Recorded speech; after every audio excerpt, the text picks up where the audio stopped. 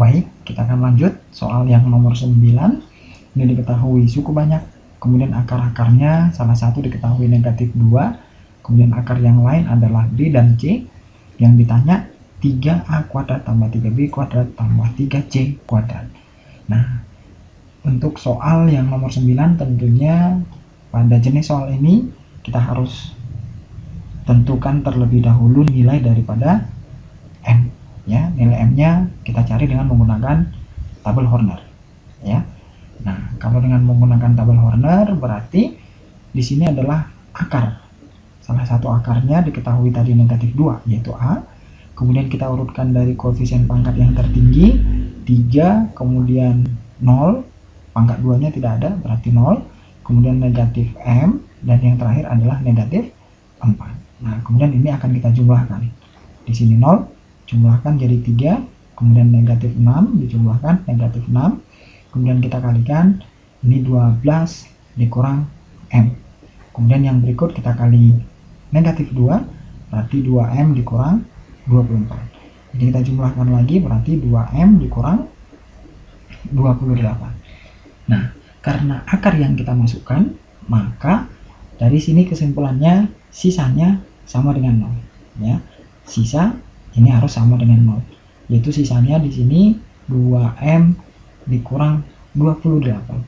Nah, berarti dapat kita peroleh nilai M-nya sama dengan 14 ya. 28 kita pindahkan dibagi 2 hasilnya 14. Nilai M-nya 14, kemudian hasil bagi hasilnya ini adalah ini mulai dari pangkat 2 pangkat 1 pangkat 0 ya. Berarti hasilnya adalah 3x kuadrat dikurang 6x, kemudian M-nya kita isi 14, berarti dikurang 2. Nah, ini adalah faktoran yang lain dari suku banyak tersebut. Nah, kalau ini kita misalkan persamaan kuadrat yang baru, akarnya tentunya B dan C. Dari sinilah kita peroleh 2 akar yang lain.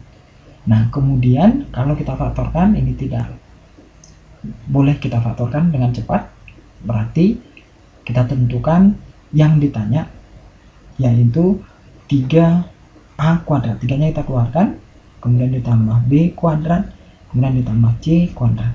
Nah, hasilnya sama dengan berapa? Itu yang ditanya di soal.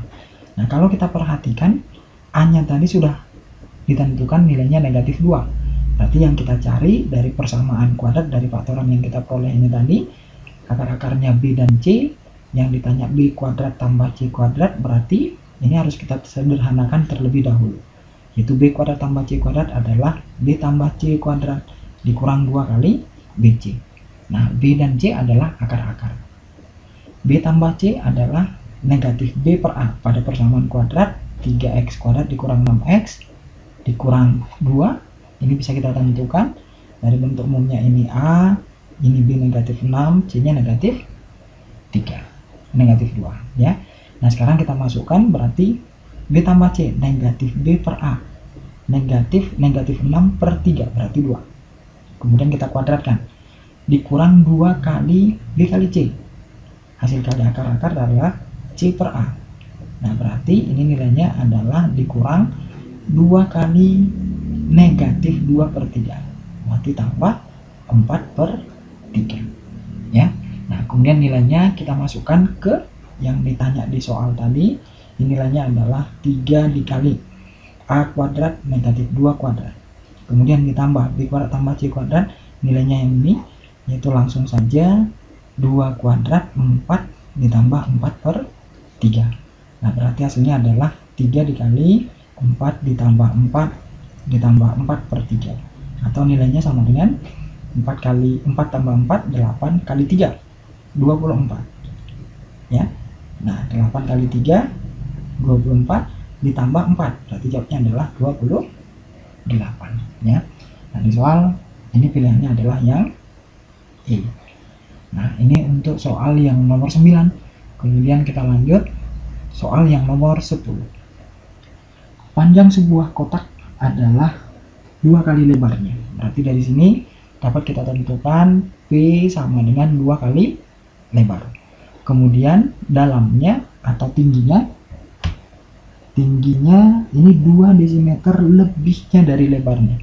Berarti 2 desimeter lebih dari lebar. Berarti kita dapat tuliskan dalam bentuk T sama dengan 2 tambah L.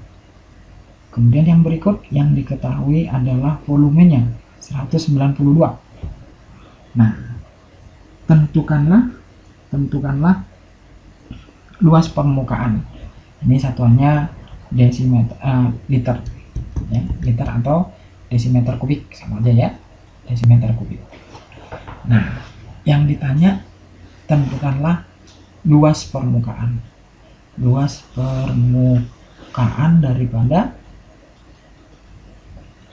daripada kotak tersebut. Nah, jadi ini langkahnya adalah kita tentukan dari rumus volume, ya. Volume ini adalah panjang kali lebar dikali tinggi, yaitu 192. Ini sama dengan panjangnya adalah 2 kali lebar dikali dengan lebar, kemudian dikali lagi dengan tinggi. Tingginya adalah lebar tambah 2 atau 2 tambah lebar, ya kan? Nah, kemudian ini kalau kita bagi 2, ini jadi 96. Ini lebar kuadrat dikali lebar, berarti L pangkat 3 ditambah L kuadrat dikali 2, berarti 2 L kuadrat. Nah, sekarang ini kita selesaikan, pindah ruas ke kanan, berarti L pangkat 3 ditambah 2L kuadrat dikurang 96 sama dengan 0. Berapakah nilai L-nya? Nah, untuk mencari nilai L dari pangkat 3 tentunya pada teorema faktor L-nya harus kita substitusi atau kita coba dari KPK konstanta. 96 boleh dibagi plus minus 2, boleh dibagi plus minus 3, plus minus 4, dan yang lain. Nah, kalau kita misalkan contohnya kita uji L-nya sama dengan 4, maka kalau nilainya sama dengan 0, artinya L sama dengan 4, ini adalah salah satu akarnya. Oke. Nah, kalau kita masukkan 4 pangkat 3, 4 kali 4, 16 kali 4, 64. Kemudian ditambah 2 kali 16, 32. Dikurang 96, hasilnya 0 atau tidak? Ini hasilnya adalah 0. Maka kesimpulannya L-nya yang memenuhi adalah 4. Nah, kemudian kalau kita masukkan nilai L-nya, maka P-nya 2 dikali 4, 8. Sedangkan tingginya adalah 4 tambah 2, 6. Nah, sehingga yang ditanya adalah luas permukaan. Ini adalah 2 buka kurung PT ditambah PL ditambah LT, ya. Nah, berarti nilainya sama dengan 2 dikali PT-nya, berarti 8 kali 6, 48. P dikali L, 8 dikali L-nya tadi 4, berarti 32. Kemudian ditambah L dikali T, L-nya 4, T-nya 6, berarti 24, ya kan? Nah, berarti hasilnya adalah 2 dikali, ini kalau kita jumlah 80, ini berarti 104, ya. Nah, maka jawabnya adalah seperti ini. Kalau dijumlah 104, ya, berarti 208. Nah, jadi luas permukaannya adalah 208 desimeter kuadrat. Nah, ini untuk soal yang nomor 10. Nah, kemudian kita lanjut untuk soal yang nomor 11. Ini adalah parabola, ya. Disebutkan di soalnya himpunan titik-titik yang berjarak sama terhadap titik dan garis X sama dengan -1 adalah. Nah, jadi definisi daripada parabola ini adalah kumpulan titik-titik yang mempunyai jarak yang sama terhadap satu buah titik tertentu dan jaraknya juga sama terhadap satu buah garis tertentu. Nah, jadi kalau kita misalkan kumpulan titiknya itu seperti ini, ya kan? Ini bentuknya adalah parabola. Nah, ini bentuknya parabola. Nah, kemudian ini merupakan kumpulan daripada titik-titik. Gambar parabola ini adalah kumpulan daripada titik-titik yang jaraknya nanti sama terhadap sebuah garis. Ini kita misalkan namanya garis Y sama dengan, ya, garis ini namanya garis direktris, garis direktris. Nah, kemudian titik tersebut ini namanya titik fokus. Jadi kesimpulannya, jarak dari satu buah titik ke fokus sama dengan jaraknya terhadap garis direktris, ya. Nah, kemudian kesimpulannya yang bisa kita ambil dari sini, fokus itu selalu di dalam parabola dan garis direktris itu selalu berada di belakang parabola. Nah, jika koordinat fokus atau puncaknya sudah diketahui, maka dapat kita tentukan yang namanya sumbu simetri. Ya, nah dapat kita tentukan sumbu simetrinya. Nah, kemudian sumbu simetri akan tegak lurus dengan garis direktris. Nah, kemudian yang perlu kita perhatikan juga bahwa puncak, ini namanya puncak daripada parabola, jaraknya ke fokus itu juga sama dengan jaraknya ke garis direktris, yaitu sejauh P. Ya, jaraknya sejauh P. Nah, jadi kita ambil kesimpulannya sekali lagi. Parabola itu adalah kumpulan titik-titik yang mempunyai jarak yang sama terhadap satu buah titik, namanya fokus, dan jaraknya ke sebuah garis tertentu juga sama dengan jarak titik ke titik fokus. Garis tersebut dinamakan garis direktris. Nah, yang perlu kita ambil kesimpulannya, ingat fokus berada di dalam parabola dan garis direktris berada di belakang parabola sejauh P tegak lurus sumbu simetri. Nah, kemudian kalau nanti untuk persamaannya, nanti tentunya perlu kita perhatikan jika dia terbuka ke atas atau terbuka ke bawah, maka ini nanti X yang kuadrat. Sedangkan jika terbuka ke kiri atau ke kanan, maka ini nanti yang perlu kita perhatikan Y-nya yang kuadrat. Ya. Nah, sekarang ini sebagai dasar teori untuk parabola, kita perhatikan yang nomor 11. Berarti diketahui titik fokus dari parabola tersebut, fokusnya diketahui, koordinatnya adalah 1,2. Kemudian yang berikut garis direktris. Garis direktrisnya adalah X sama dengan minus 1.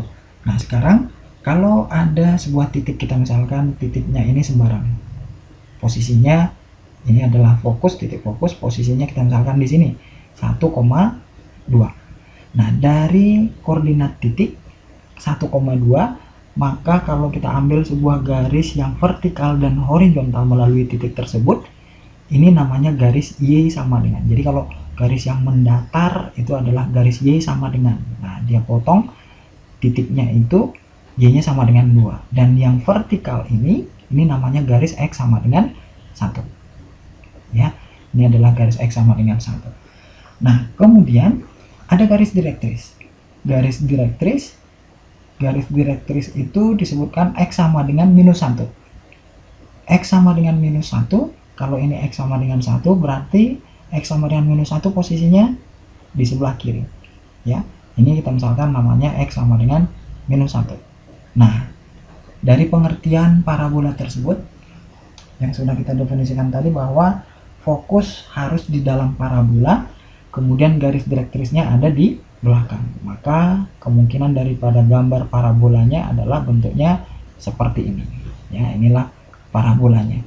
Nah, kemudian kalau kita tentukan puncak parabola, di sini puncaknya, berarti dari fokus bergeser sejauh P. Kemudian dari puncak ke garis direktris juga sejauh P. Nah, berarti dari garis direktris ke garis X sama dengan pada fokus, ini pergeserannya sejauh minus 1 ke 1, berarti 2. 2 ini adalah 2P, karena di sini adalah P, ini juga P. Nah, maka kita peroleh P-nya sama dengan 1. Oke.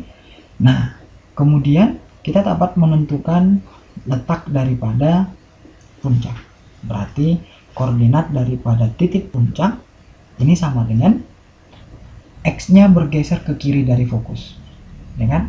Ini X-nya 1, bergeser ke kiri sejauh P, P-nya 1, berarti 1 dikurang 1. Maka X-nya 0. Kemudian Y-nya tetap. Y-nya 2. Oke? Nah, sehingga bentuk umum daripada parabolanya, kita singkat bentuk umum parabolanya, parabola yang terbuka ke kanan Y-nya yang kuadrat. Maka bentuk umumnya adalah Y dikurang B kuadrat. Ini sama dengan 4P dikali X dikurang A. Nah, ini tinggal kita masukkan yang namanya A dan B itu dari puncak. Ini adalah A dan ini B-nya. Nah, sekarang Y dikurang B-nya 2 kuadrat. Ini sama dengan 4 kali P. P-nya tadi kita peroleh nilainya 1. Nah, berarti 4 dikali X dikurang 0.